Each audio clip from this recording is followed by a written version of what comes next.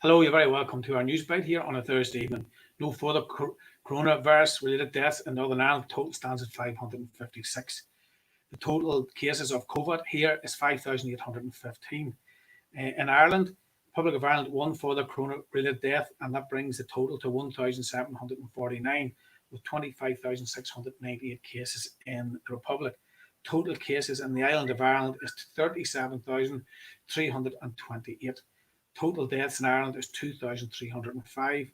In the UK, total deaths is 45,053.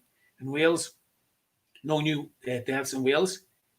Their total is 1,545.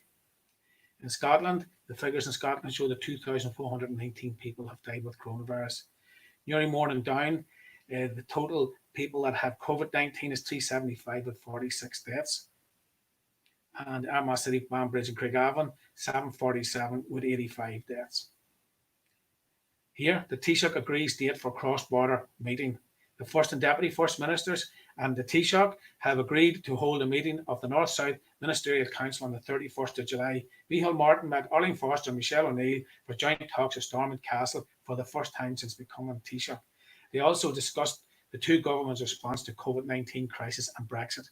Mr. Martin also met other Stormont parties. The Deputy First Minister described the joint meeting with Mr. Martin and Arlene Foster as significant and substantial. Michelle O'Neill said she appreciated that Mr. Martin had visited Stormont so early in his tenure. We had a good discussion about a number of issues, including our response to COVID-19, she added. Ms. O'Neill said the difference in quarantine rules in the Republic of Ireland and in Northern Ireland were discussed, and she believed announcements would be made later next week. We talked about the fact that we do need to be aligned as much as possible. In Scotland, the Scottish and UK governments have clashed in a fresh row about new powers that will be shared out post-Brexit. Plans for how the UK-wide internal market will operate after the country leaves the EU has been published. UK Business Secretary Alok Sharma told BBC Scotland that the move would see the biggest transfer of powers in the history of devolution. But Scottish Constitution Secretary Mike Russell said that this was a lie and the powers would really be taken away. The proposals were set out in the white paper with legislation to follow later in the year. When the UK cuts its final ties with the EU at the end of the Brexit transition period in the new year, a raft of powers currently exercised from Brussels will return to more local control. The Scottish and UK governments have been locked in a lengthy dispute about who will ultimately be responsible for issues such as air quality, animal welfare and food quality.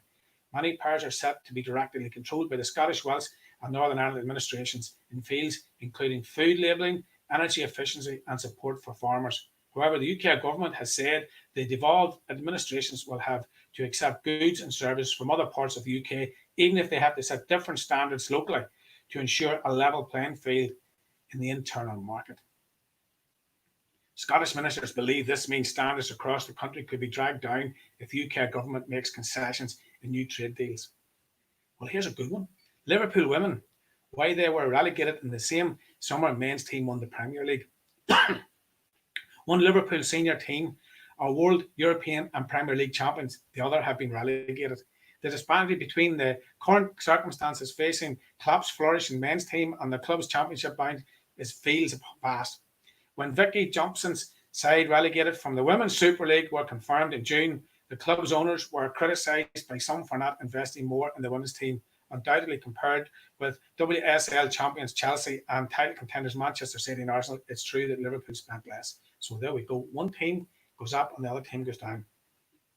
Evidence of vast temple complex at Navan Fort. Archaeologists have found evidence for a series of monumental religious complex and other structures at Navan Fort in County Armagh. The fort outside Armagh City is one of Ireland's most ancient landscapes and the mythical capital of Ulster. The researchers say the survey work uncovered evidence of a vast Iron Age temple complex, the Sumerian centre of prehistoric Europe, as well as evidence of residence of early kings of Ulster from the medieval period. The study was carried out by academics from Queen's University Belfast, University of Aberdeen and the German Archaeology Institute in Frankfurt. Navan Fort is one of Ireland's so-called royal sites, a group of 5 centres of prehistoric original documented in the medieval period as the capitals of the 5 fifths that divided Ireland. So there we have it. And of course, we've also heard about that on Monday night with Una Welsh. And don't forget, Una will be back on Monday night, 7:30, with more trips around South Armagh and the history of the area as well. So thanks a million for listening. Thanks to our community activists. And we'll do this all again very, very soon.